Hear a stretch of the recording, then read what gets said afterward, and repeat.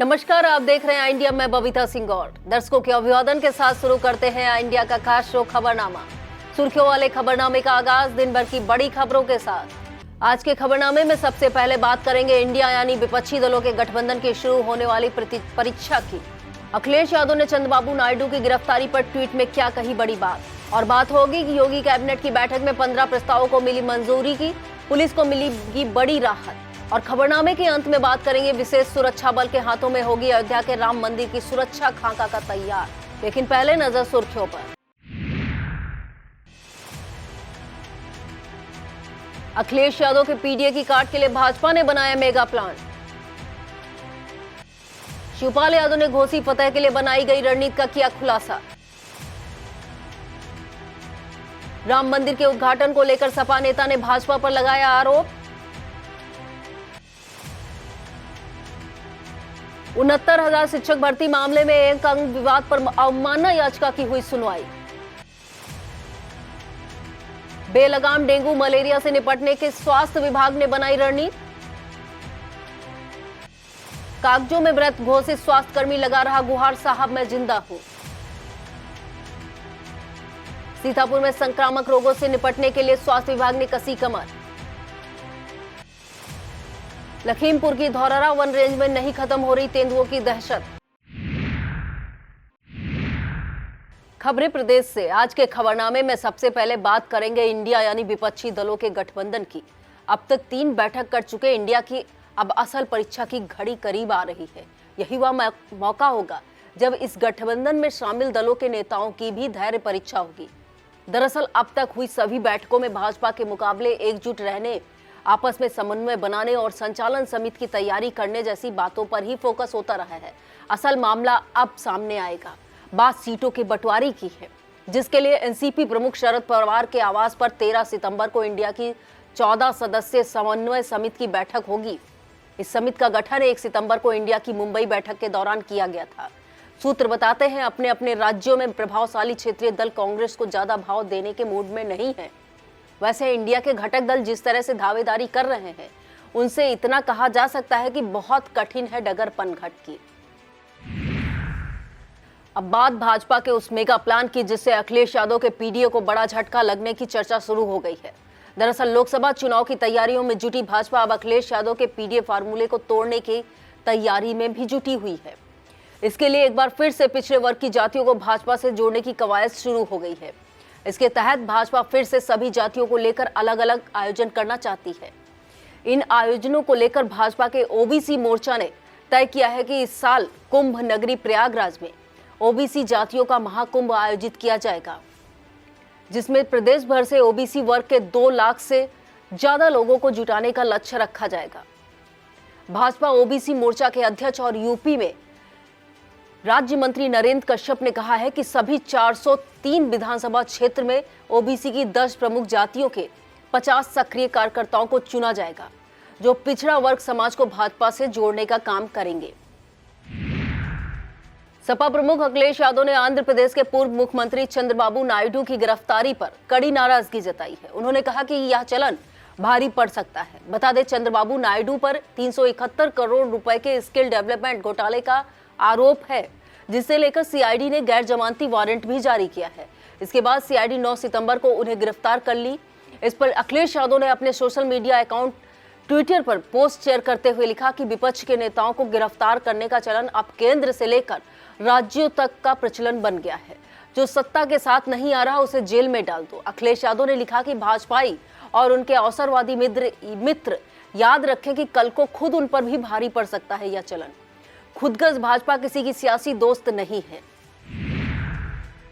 योगी सरकार ने UP police पर सौगातों की बरसात की है। मंगलवार को हुई कैबिनेट की बैठक में कुल 15 प्रस्तावों को मंजूरी दी गई है, जिनमें से 8 प्रस्ताव किसी न किसी रूप से पुलिस बल को बड़ी राहत देने वाले हैं। सबसे बड़ी बात है कि अब तक सिपाहियों को मिल रहा साइकिल भत्ता अब मोटरसाइकिल भत्ता कर दिया गया है। आइए आपको सभी 15 प्रस्ताव की जानकारी देते हैं। अयोध्या, फिरोजाबाद और सहारनपुर में नगरीय बसों के संचालन के लिए एसपीवी गठन का प्रस्ताव पास हुआ है। प्रदेश के निकायों में आकांक्षी नगर योजना का प्रस्ताव पास हुआ है। गोरखपुर में यूपी विशेष सुरक्षा बल की 2वीं वाहिनी का स्थापना के लिए आवासीय तथा अनावासीय भवनों के निर्माण कार्यों की स्वीकृति का प्रस्ताव पास हुआ है। यूपी के शामली में एक नई पीएसी वाहिनी की स्थापना के लिए आवासीय और अनावासीय भवनों के निर्माण कार्यों की स्वीकृति का प्रस्ताव पास हुआ है। बुंदेलखंड औद्योगिक विकास प्राधिकरण के गठन का प्रस्ताव पास हुआ है। पर्यटन विभाग के बंद पड़े या घाटे में चल रहे पर्यटक आवास गृहों और यात्री सुविधा केंद्र अयोध्या को पीपीपी मोड पर विकसित व संचालित किए जाने का प्रस्ताव पास हुआ है। यूपी कैबिनेट की बैठक में आगरा एयरपोर्ट पर नए सिविल एन्क्लेव के विकास के लिए अतिरिक्त भूमि की खरीद का प्रस्ताव पास हुआ है। यूपी पुलिस के आरक्षियों को मिलने वाले साइकिल भत्ते को मोटरसाइकिल भत्ते में परिवर्तित कर इसे 200 रुपए से 500 रुपए प्रतिमाह दिए जाने का प्रस्ताव पास हुआ है। संभल जिले की पुलिस लाइन में आवासीय और अनावासीय भवनों के निर्माण कार्य को मंजूरी मिली है। औरैया की पुलिस लाइन में आवासीय और अनावासीय भवनों के निर्माण कार्यों का प्रस्ताव पास हुआ है। लखनऊ में वीरांगना उदा देवी महिला पुलिस बटालियन की स्थापना के लिए आवासीय और अनावासीय भवनों का निर्माण कार्यों को मंजूरी दी गई है। लखनऊ में यूपी पुलिस सुरक्षा बल मुख्यालय और प्रथम वाहिनी विशेष सुरक्षा बल की स्थापना के लिए आवासीय और अनावासीय भवनों के निर्माण कार्यों का प्रस्ताव पास हुआ है। उन्नाव में राज्य अग्निशमन प्रशिक्षण महाविद्यालय के आवासीय और अनावासीय भवनों के निर्माण कार्यों को स्वीकृत का प्रस्ताव पास हुआ है। इसके अलावा खरीफ विपणन वर्ष 2023-24 में मूल्य समर्थन योजना के अंतर्गत धान क्रय नीति संबंधी प्रस्ताव पास हुए हैं। यूपी के घोसी उपचुनाव में सपा प्रत्याशी की शानदार जीत के नायक बनकर उभरे शिवपाल यादव ने घोसी में मिली जीत के लिए अपनाई गई रणनीति का खुलासा किया है। शिवपाल यादव ने कहा कि घोसी में प्रशासन और जनता पर सत्ता पक्ष का दबाव था। जनता से बात करने के बाद सरकारी दबाव का खुलासा हुआ। निष्पक्ष, पारदर्शी और शांतिपूर्ण मतदान कराने के लिए डीएम और वरिष्ठ पुलिस अधिकारियों से मुलाकात की गई और जनता में व्याप्त भय दूर करने के लिए जनता के साथ बैठक और सभाएं की गई, जिनका सकारात्मक असर हुआ। मनोबल बढ़ने से जनता ने सपा प्रत्याशी के पक्ष में मतदान किया, जो जीत की वजह बना। सपा नेता ने कहा कि घोसी में लोगों से संवाद करने का फल सपा को बड़ी जीत के रूप में मिला है। अब बात ओम प्रकाश राजभर और भाजपा की। क्या भाजपा राजभर के बयानों पर कुछ भी बोलने से बच रही है? राजभर ने यूपी कैबिनेट में शामिल होने के लिए जो बयान दिया है, उसे भाजपा के केंद्रीय नेतृत्व को आगे रखकर पार्टी की प्रदेश इकाई पर निशाने साधने जैसा माना जा रहा है।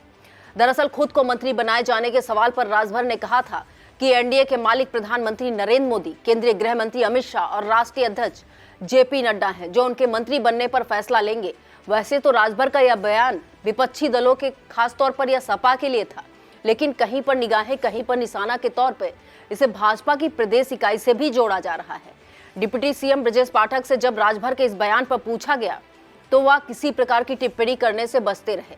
माना जा रहा है कि भाजपा राजभर के बयान पर चुप्पी साधकर एनडीए की भीतर सामंजस्य बनाए रखना चाहती है, क्योंकि उसका मानना है कि अगर पार्टी ने उन पर कोई टिप्पणी की तो अन्य सहयोगियों को भी मौका मिल जाएगा।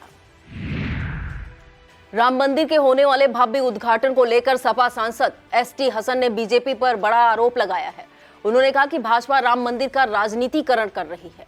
बता दें, अयोध्या में भव्य राम मंदिर का निर्माण लगभग पूरा हो चुका है। अनुमान है कि 22 जनवरी को रामलला की प्राण प्रतिष्ठा के लिए पीएम नरेंद्र मोदी भी अयोध्या पहुंचेंगे। इसी बीच सपा सांसद एसटी हसन ने इसे लेकर सवाल उठाए हैं। सांसद ने कहा कि भाजपा ने हमेशा से ही भगवान राम का राजनीतिकरण किया है। मुझे लगता है कि अब वह राम मंदिर का उद्घाटन करके इसका भी राजनीतिकरण करेंगे। उन्होंने कहा कि राम मंदिर का उद्घाटन साधु संत करेंगे या देश के संवैधानिक पद पर बैठा व्यक्ति करेगा, इस पर फैसला साधु संतों और महंतों को लेना चाहिए। यूपी में भाजपा के लिए महत्वपूर्ण कार्यक्रम मेरी माटी मेरा देश अभियान की सुस्त रफ्तार पार्टी संगठन के लिए चिंता का सबब बन गई है। प्रदेश के कई जिलों में पाया गया है कि भाजपा के सांसद, विधायक से लेकर बड़े नेता तक इस अभियान को सफल बनाने में कोई खास दिलचस्पी नहीं ले रहे हैं। भाजपा की संगठन की दृष्टि से यूपी के 98 संगठनात्मक जिलों के 21,829 बूथों पर ही अब तक अमृत कलश एकत्र करने के कार्यक्रम हुए हैं, जबकि लक्ष्य यूपी के 1,61,203 बूथों पर कलश एकत्र करने का है।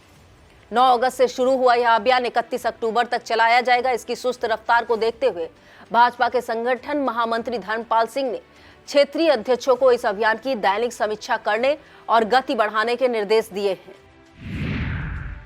69,000 शिक्षक भर्ती मामले के एक अंक को विवाद को लेकर इलाहाबाद हाई कोर्ट के लखनऊ खंडपीठ में दाखिल याचिका पर मंगलवार को सुनवाई हुई। कोर्ट के आदेश के अनुसार मामले में पक्षकार बेसिक शिक्षा सचिव प्रताप सिंह बघेल और परीक्षा नियामक प्राधिकरण सचिव पेश हुए।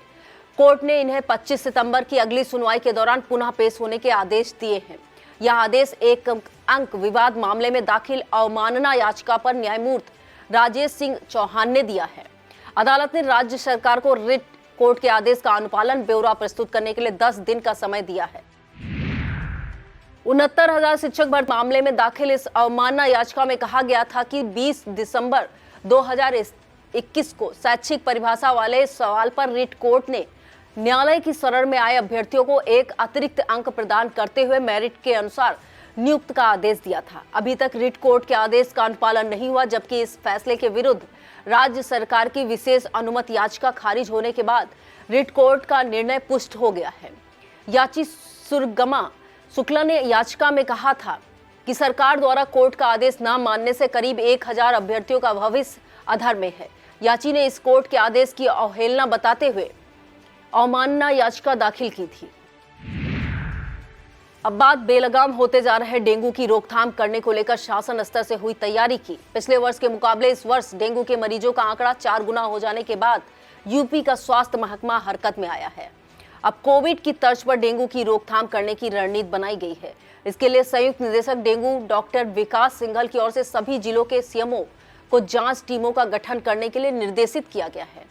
अब जिस गांव में डेंगू के 2 या उससे अधिक मरीज मिलेंगे, वह बुखार से पीड़ित सभी लोगों की स्क्रीनिंग करके जांच कराई जाएगी और पूरे गांव में डेंगू तथा मलेरिया रोधी अभियान चलाया जाएगा। इन तैयारियों की कड़ी में डेंगू और मलेरिया के मरीजों का 100% पंजीकरण कराया जाएगा और सरकारी के साथ निजी पैथोलॉजी संचालकों को भी पोर्टल पर मरीजों की संख्या दर्ज करना अनिवार्य किया गया है। डेंगू और मलेरिया को लेकर यूपी का स्वास्थ्य महकमा यूं ही नहीं हरकत में आया है, बल्कि डेंगू और मलेरिया के डराते हुए आंकड़ों ने विभाग के जिम्मेदारों को जागने पर मजबूर कर दिया है। पिछले साल 11 सितंबर तक डेंगू के 1085 मरीज मिले थे। इस वर्ष 4 सितंबर तक 4163 मरीज डेंगू से पीड़ित होने की बात सामने आ चुकी है। इसी तरह पिछले साल मलेरिया के 2150 मरीज मिले थे। इस साल अब तक यह आंकड़ा 5000 के पार पहुंच रहा है। यूपी पुलिस ने 2 ऐसे पुलिसकर्मियों को गिरफ्तार कर जेल भेजा है जो पुलिसकर्मी थे ही नहीं, बल्कि लोगों को लूटने और ठगने के लिए पुलिसकर्मी होने का रौब गाठा करते थे। मामला यूपी के आगरा का है। इन फर्जी पुलिसकर्मियों को थाना इत्मादुद्दौला पुलिस ने गिरफ्तार किया है। डीसीपी सिटी सूरज राय का कहना है कि कुछ लोगों ने शिकायत की थी कि एक युवक खुद को पुलिसकर्मी बताकर थाने का काम करने का ठेका लेता है। इसके बाद पुलिस ने जांच पड़ताल करने के बाद ताजगंज के कमूरुन उर्फ सुहेल और फतेहाबाद के कालीनगर निवासी सचिन को पकड़ लिया। उनके पास से पुलिस के सिपाही का एक फर्जी परिचय पत्र, मोबाइल में वर्दी पहने फोटो, 2 तमंचे और एक कार भी बरामद हुई है, जिसे लेकर पुलिस को संदेह है कि वह चोरी की ही होगी। पुलिस के मुताबिक यह दोनों कार से थानों के आसपास घूमते रहते थे और थाने आने वाले फरियादियों को अपने पुलिसकर्मी होने का झांसा देकर उनसे वसूली करते थे। ठगों की महिमा अनंत है। यह कब और कहां किसको क्या झांसा देकर ठगी का शिकार बना ले, कहा नहीं जा सकता। ऐसा ही मामला यूपी के गोरखपुर जिले से सामने आया है, जहां पर शातिर ठगों ने एम्स में नौकरी दिलाने के नाम पर लाखों रुपए का चूना लगा दिया। इस ठगी की शिकायत पुलिस से की गई। थाना पीपीगंज के अंतर्गत बगहा भारी निवासी दिनेश और उसके साथ आए कई युवकों ने एसपी नॉर्थ मनोज अवस्थी को इस संबंध में प्रार्थना पत्र दिया है। इन युवकों ने बताया कि गोरखनाथ इलाके के 2 युवकों ने उनसे एम्स में नौकरी दिलाने की बात कही। ठगों ने झांसा देकर दिनेश सहित अन्य युवकों से लाखों रुपए ले लिए हैं। शुरू में 3 महीने की ट्रेनिंग देने की बात कही गई थी, लेकिन काफी समय बीतने के बाद जब ना ट्रेनिंग शुरू हुई और ना नौकरी मिली, तो इन लोगों के पैरों के नीचे से जमीन खिसक गई। पुलिस ने जांच शुरू कर दी है। यूपी मदरसा बोर्ड प्रदेश के 240 मदरसों की मान्यता समाप्त करने की तैयारी में है। प्रदेश में 16,460 मदरसे मान्यता प्राप्त हैं। इनमें से 560 मदरसे सरकार से वित्तीय सहायता प्राप्त कर रहे हैं। मदरसों पर यह कार्रवाई मानकों के उल्लंघन पर की जा रही है। मदरसा बोर्ड की रजिस्ट्रार डॉक्टर प्रियंका अवस्थी के मुताबिक मदरसा नियमावली 2016 के अनुसार तहतनिया से मुंशी मौलवी तक की मान्यता के लिए मदरसे में कम से कम 150 विद्यार्थियों का होना अनिवार्य है। इनमें मुंशी मौलवी में 30 से कम विद्यार्थी नहीं होने चाहिए। इसके अलावा आलिम कामिल और फाजिल की मान्यता के लिए कम से कम 10 विद्यार्थियों का परीक्षाओं में शामिल होना जरूरी है। आपने राजस्व कर्मियों द्वारा किसी जिंदा व्यक्ति को मृत घोषित कर दिए जाने के कई मामले देखे और सुने होंगे। अब ऐसा ही मामला स्वास्थ्य विभाग से सामने आया है, जहां पर रोज ड्यूटी कर रहे एक स्वास्थ्यकर्मी को कागजों में मृत घोषित कर दिया गया। मृत घोषित स्वास्थ्यकर्मी अपनी जीवित होने की गुहार लगा रहा है। उधर विभाग ने मृतक मानकर उसका वेतन रोक दिया है, जिससे मृत घोषित स्वास्थ्यकर्मी का परिवार भुखमरी की कगार पर पहुंच गया है। मामला महर्षि देवराहा बाबा मेडिकल कॉलेज में तब्दील हुए देवरिया जिले अस्पताल का है। वर्ष 1999 में राजेंद्र शुक्ला की स्वास्थ्य विभाग में नौकरी लगी थी। अभी कुछ महीने पहले राजेंद्र शुक्ला का तबादला हुआ तो उन्हें मेडिकल कॉलेज प्रशासन ने 7 जून को लखनऊ कार्यालय के लिए रिलीव कर दिया। इसके बाद इनकी तैनाती गोरखपुर जिला चिकित्सालय में कर दी गई। इसके बाद जब इनके अभिलेख गोरखपुर भेजे गए तो उनमें राजेंद्र शुक्ला को मृतक दिखा दिया गया। हालांकि अब इस मामले में जांच समिति गठित की गई है। यूपी के मिर्जापुर में कैश वैन लूट और गार्ड की हत्या मामले को लेकर अखिलेश यादव ने प्रदेश की कानून व्यवस्था पर सवाल खड़े किए हैं।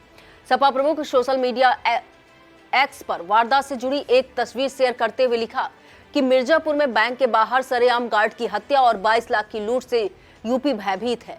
घायलों का अच्छे से अच्छा इलाज किया जाए और मृतक के परिजनों को मुआवजा दिया जाए। यूपी में घर, दुकान, बैंक कुछ भी सुरक्षित नहीं है। झूठे इवेंटों, चुनाव और वीवीआईपी की आवभगत में ही लगे प्रशासन के पास जनता की सुरक्षा के लिए समय ही कहां है। वक्त हो चला है एक छोटे से ब्रेक का। आप देखते रहिए खबरनामा।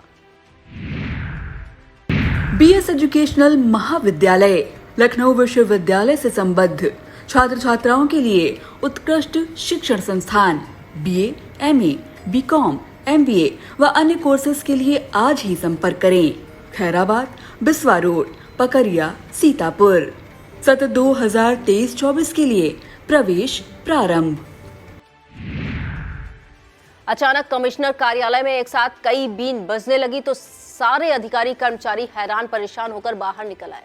बाद में जब बीन बजने का कारण पता चला तब जाकर उन्होंने राहत की सांस ली। मामला यूपी में आगरा के कमिश्नर कार्यालय का है। सपेरों का एक समूह अपने हक की गुहार लगाने कमिश्नर कार्यालय पहुंचा था। उस समय कमिश्नर कार्यालय में नहीं थे। अन्य अधिकारियों ने जब सपेरों से बीन बजाने का कारण पूछा तो उन्होंने कहा कि हम सांप पकड़ते हैं, पर हमें यह नहीं मालूम कि हमारी जाति क्या है। आज तक जाति प्रमाण पत्र नहीं बने हैं। सपेरों ने यह भी कहा कि सांप पकड़ना और खेल तमाशा दिखाना उनकी पुश्तैनी काम है, लेकिन अब वन विभाग हमारे सांप छीन रहा है और सांप का खेल दिखाने पर हमें जेल भेजा जा रहा है। जाति प्रमाण पत्र नहीं होने के कारण सरकार किसी योजना का लाभ नहीं मिल पाता है। इस मौके पर सपेरों ने राज्यपाल को संबोधित ज्ञापन भी सौंपा, जिसे लेकर अपर आयुक्त प्रशासन राजेश कुमार ने कहा सपेरा समाज की जात के संबंध में रिपोर्ट शासन को भेजी जाएगी। अब खबरें जनपद सीतापुर से। सीतापुर में इन दिनों संक्रामक रोगों का प्रकोप बढ़ता ही जा रहा है। जिला अस्पताल से लेकर विभिन्न अस्पतालों में बुखार से पीड़ित मरीजों की पहुंचने की संख्या हर रोज बढ़ती जा रही है। इसे लेकर आई इंडिया ने सीएमओ डॉक्टर हरपाल सिंह से बात की तो उन्होंने बताया कि संक्रामक रोगों के प्रकोप को देखते हुए स्वास्थ्य विभाग द्वारा सभी सावधानियां बरती जा रही हैं।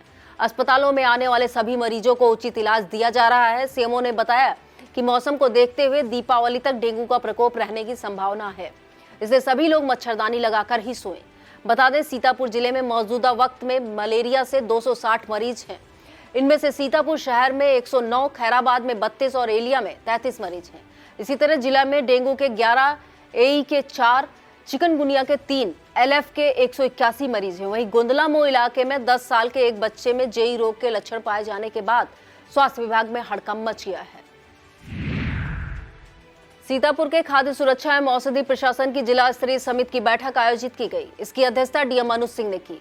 इस दौरान डीएम ने नकली और अधोमानक खाद्य पदार्थ तथा नकली दवा बिक्री करने के विरोध कठोर कार्रवाई के निर्देश दिए हैं। डीएम ने कहा कि खाद्य सुरक्षा एवं मानक प्राधिकरण के ईट राइट इनिशिएटिव के अंतर्गत होटल, रेस्टोरेंट, मिठाई के दुकानों, बेकरी प्रतिष्ठानों का हाइजीन रेटिंग प्रमाणीकृत कराया जाए तथा अस्पतालों, आवासीय विद्यालयों, शिक्षण संस्थाओं, जिला कारागार इत्यादि को खाद्य सुरक्षा एवं मानक प्राधिकरण के ईट राइट कैंपस के अंतर्गत प्रमाणित कराए जाने की कार्रवाई की जाए। बैठक के दौरान डीडीओ हरिश्चंद्र प्रजापति, डीपीआरओ मनोज कुमार सहित खाद्य सुरक्षा एवं औषधि प्रशासन विभाग के अधिकारी एवं समिति के सदस्य मौजूद रहे। सीतापुर की पौराणिक तीर्थ नगरी नैमिषारण्य स्थित चक्रतीर्थ पर मंगलवार को एक अजीब वाकया हो गया। मां ललिता देवी मंदिर की तरफ से आ रही एक वैगनआर गाड़ी सीधे चक्रतीर्थ प्रांगण पर पहुंच गई। यह देख लोग अचरज से भर गए। जब कार चालक को अपनी गाड़ी पवित्र तीर्थ पर पहुंचने का एहसास हुआ तो वह काफी डर गया। इसके बाद वहां मौजूद तीर्थ पुरोहितों व अन्य श्रद्धालुओं की मदद से कार को तीर्थ प्रांगण से बाहर निकाला गया। यूपी के हापुड़ में वकीलों पर पुलिस लाठीचार्ज के विरोध में पूरे प्रदेश में चल रहा वकीलों का आंदोलन मंगलवार को भी जारी रहा।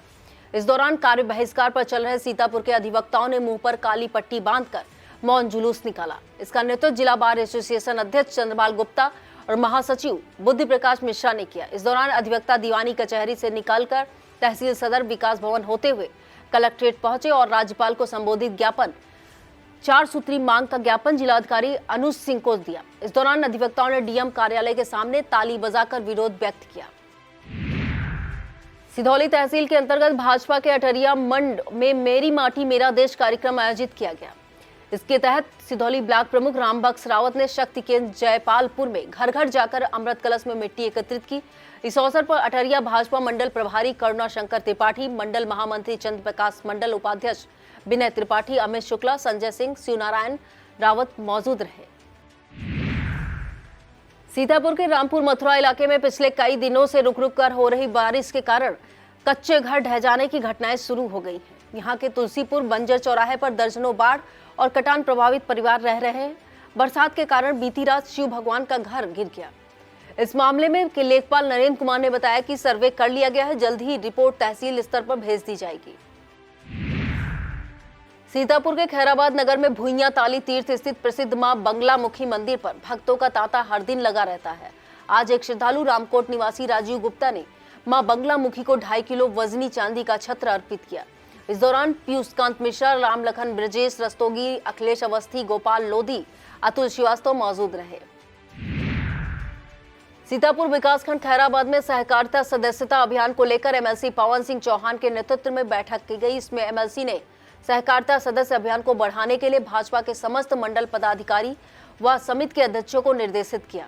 इस मौके पर भाजपा जिला अध्यक्ष अचिन मेहरोत्रा, ब्लॉक प्रमुख अजय विश्वकर्मा, जिला महामंत्री अनूप विश्वकर्मा, मंडल अध्यक्ष सरवन शुक्ला आदि तमाम लोग मौजूद रहे। विकासखंड रामपुर मथुरा की ग्राम पंचायत रायसेनपुर स्थित बृहद गौशाला में बारिश के कारण पानी भर गया। इसे देखते हुए जलभराव के कारण ट्रैक्टर पर सवार होकर पहुंचे वीडियो संदीप कुमार ने गौशाला का निरीक्षण कर सभी गौवंश को गौशाला से बाहर निकलवाया। इसके बाद कुछ पशुओं को पंचायत भवन में रखा गया, वहीं बाकी को ऊंचे स्थानों पर पहुंचाकर उनके चारे पानी की व्यवस्था कराई गई। यहां पर बीडीओ ने पशु चिकित्सा अधिकारी डॉक्टर राकेश मलिक को भी मौके पर बुलाया, लेकिन वह काफी देर बाद भी नहीं पहुंचे। इस दौरान एडीओ पंचायत रामपाल वर्मा, सचिव विवेक अवस्थी, विनोद यादव, रामस्वरूप भार्गव, पुतान भार्गव, विक्रांत बहादुर पाल, लौकुश मौर्य और समस्त विकास खंड के सफाई कर्मचारी मौजूद रहे।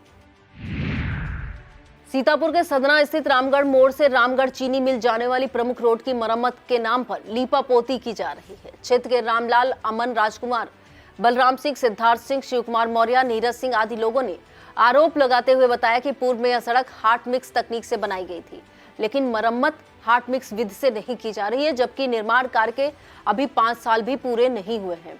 स्थानीय लोगों का कहना है कि अभी 2 महीने बाद रामगढ़ चीनी मिल का पेराई सत्र शुरू होगा, तब सैकड़ों की संख्या में गन्ना वाहन इसी रोड से गुजरेंगे। परंतु जब मरम्मत के दौरान ही सड़क बिखर जाएगी तो पेराई सत्र के दौरान यह सड़क यातायात का दबाव कैसे झेल पाएगी। सीतापुर के थाना रामपुर कला में निवर्तमान थाना अध्यक्ष जितेंद्र कुमार सिंह का कमलापुर स्थानांतरण होने पर विदाई समारोह किया गया। इस दौरान नवागत एसओ भावना चौधरी और समस्त पुलिस स्टाफ मौजूद रहा। विदाई समारोह में लोगों ने निवर्तमान थाना अध्यक्ष का माल्यार्पण कर उनके कार्यकाल को सराहा और उज्जवल भविष्य की कामना की। सीतापुर के कसमंडा ब्लॉक में करीब 2 दर्जन ग्राम प्रधानों ने प्रधान संघ अध्यक्ष संतोष कुमार भार्गव के नेतृत्व में भाजपा जिला अध्यक्ष अचिन मेहरोत्रा को प्रार्थना पत्र दिया। इस प्रार्थना पत्र में ग्राम सभाओं में विकास कार्यों पर जिला अधिकारी द्वारा लगाई गई रोक को हटाए जाने की मांग की है। इस मौके पर सुफियान खान, ओम प्रकाश सिंह, सर्वेश कुमार, रामदेवी, शिवप्यारी, छत्रपाल रामनाथ, रेखा अवस्थी, मिथिलेश मोतीलाल, शांति देवी, शिव प्रसाद, राम जानकी सिंह, कमला देवी, पंकज सिंह, शैलेंद्र कुमार, सुमन पांडे, जयप्रकाश आदि ग्राम प्रधान मौजूद रहे। कसमंडा ब्लॉक क्षेत्र में श्री कृष्ण जन्मोत्सव के बाद दधी महोत्सव का आयोजन किया गया। इस दौरान क्षेत्र के ओंकारेश्वर महादेव मंदिर रूढ़ा, गणेश जी मंदिर पतारा कला, शंकर जी मंदिर रूपापुरवा, छत्रपाल बाबा धाम मंदिर पेनी पर किया गया, जिसमें बच्चों ने मिट्टी की मटकी में दही भरकर मनमोहक नृत्य किया। इसके बाद मटकी फोड़कर कार्यक्रम का समापन किया गया। निजी स्कूलों द्वारा विभिन्न तरीकों से अभिभावकों की जेब काटने का एक मामला सामने आया है। सीतापुर के होली नगर स्थित सनराइज पब्लिक स्कूल पर वार्षिक उत्सव के नाम पर अवैध वसूली का आरोप लगा है। इस विद्यालय की एलकेजी कक्षा में पढ़ने वाली एक छात्रा दर्शनी चौरसिया की मां अंशु चौरसिया ने जिला अधिकारी को इस संबंध में शिकायती पत्र दिया है। इसमें कहा गया है कि स्कूल प्रशासन द्वारा वार्षिक महोत्सव के लिए 400 रुपए जमा करने का दबाव बनाया जा रहा है।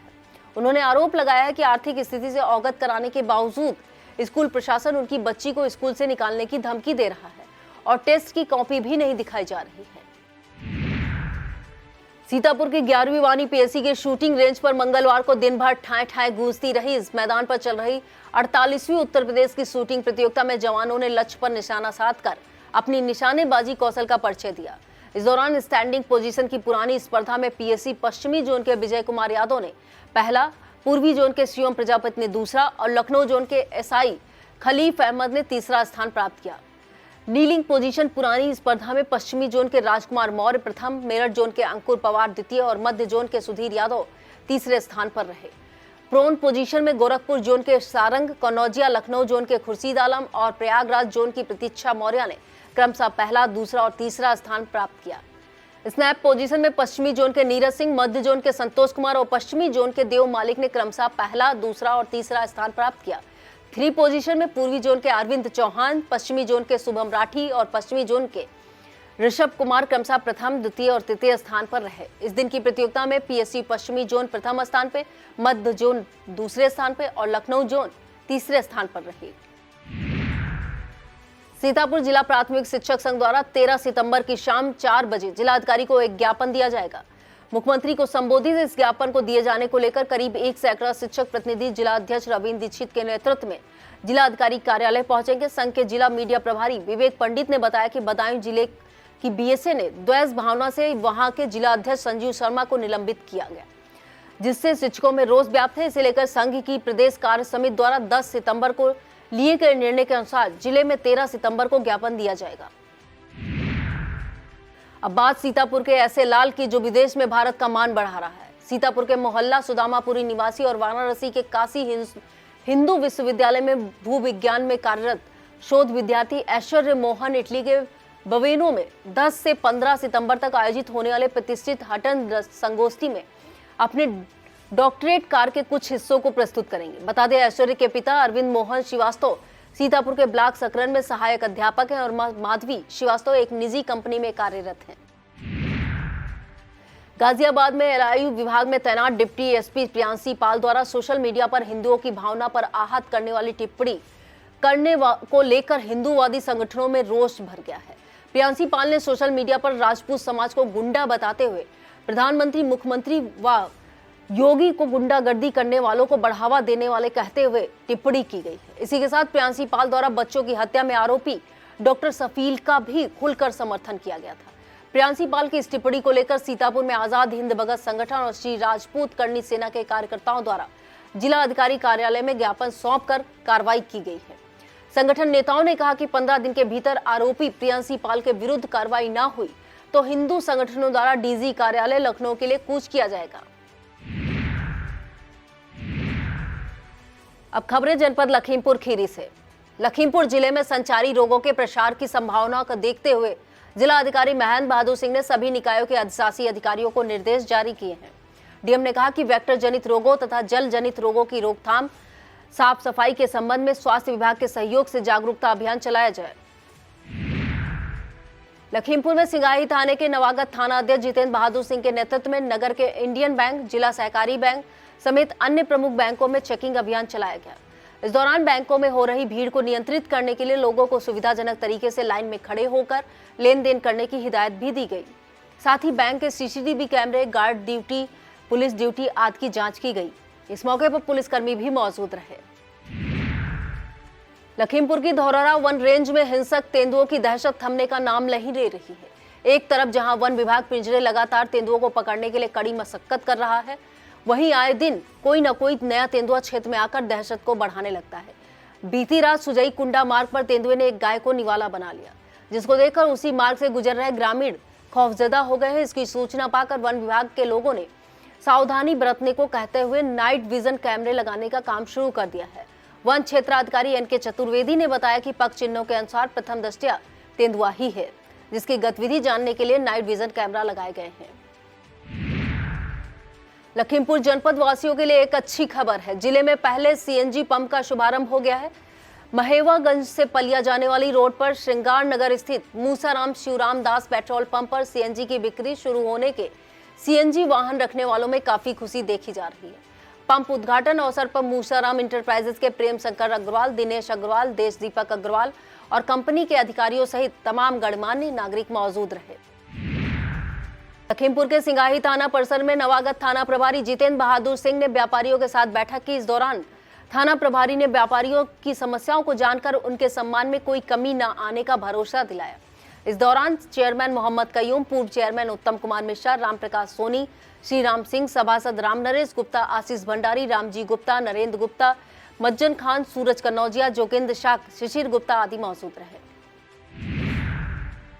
लखीमपुर के मितौली कस्बे में बिजली घरों में तोड़फोड़ व मारपीट के मामले में पुलिस ने एक आरोपी उदारा निवासी हरकेश उर्फ बहेलिया को गिरफ्तार कर लिया है। बता दें, बिजली कटौती से परेशान उदारा गांव के लोग बुधवार देर शाम बिजली कटौती की शिकायत लेकर पावर हाउस पहुंचे थे। यहां पर लोगों ने कर्मचारियों से कहासुनी के साथ मितौली टाउन व ग्रामीण पावर हाउस पर तैनात कर्मचारियों से मारपीट की। ग्रामीणों ने रजिस्टर फाड़ दिया और पावर हाउस की मशीन भी क्षतिग्रस्त कर दी थी। पुलिस ने एसएसओ अजय कुमार अवस्थी की तहरीर पर उदारा गांव के हरकेश उर्फ बहेलिया, रंजीत शिवम व 15-20 अज्ञात लोगों के खिलाफ गंभीर धाराओं में मुकदमा दर्ज कर लिया है। लखीमपुर के कस्बा खमरिया व उसके आसपास के गांवों से करीब 1 दर्जन बसों से श्रद्धालु विभिन्न धर्मस्थलों के दर्शन पूजन के लिए रवाना हुए। क्षेत्र के खमरिया, लाखुन, तमोलीपुर, अल्लीपुर, मटेरिया, लालपुर, परसिया, बेहटा, बसड़िया, फतेहपुर, समैसा समेत अन्य गांवों से करीब 1000 शिव भक्तों का जत्था रामेश्वरम, गंगासागर, हरिद्वार, नैमिषारण्य, काशी विश्वनाथ, बाबा वैद्यनाथ, मल्लिका अर्जुन सहित भगवान श्री राम के दर्शन का घर वापसी करेंगे। यह यात्रा 8 से 25 दिनों की होगी। संभावित रूप से 22 जनवरी 2024 को अयोध्या में होने वाले रामलला के प्राण प्रतिष्ठा कार्यक्रम को लेकर सुरक्षा का खाका तैयार कर लिया गया है। राम मंदिर की सुरक्षा संसद भवन और राष्ट्रपति भवन की ही तरह होगी। इस कार्यक्रम में 5 लाख से अधिक भक्तों के अयोध्या पहुंचने की संभावना और पीएम मोदी सहित सैकड़ों वीवीआईपी के पहुंचने को देखते हुए एसएसएफ यानी विशेष सुरक्षा बल के 80 जवानों की टोली अयोध्या पहुंच गई है। इस समारोह से पहले एसएसएफ की 8 कंपनी राम जन्मभूमि की सुरक्षा व्यवस्था अपने हाथों में लेंगी। अभी यह सीआरपीएफ और पीएसी के हाथों में है। मंदिर की सुरक्षा में एसएसएफ के विशेष प्रशिक्षित जवानों को लगाया जाएगा, जबकि परिसर के अन्य हिस्सों की सुरक्षा एसएसएफ की अलग टुकड़ियों को दी जाएगी। सभी जवान आधुनिक हथियारों से लैस होंगे। निगरानी के लिए एक मॉडर्न कंट्रोल रूम लगभग तैयार है। 77 करोड़ के खर्च से अत्याधुनिक हथियार भी खरीदे जा चुके हैं। यह था आज का खबरनामा। आप देखते रहिए इंडिया। मुझे दीजिए इजाजत। नमस्कार।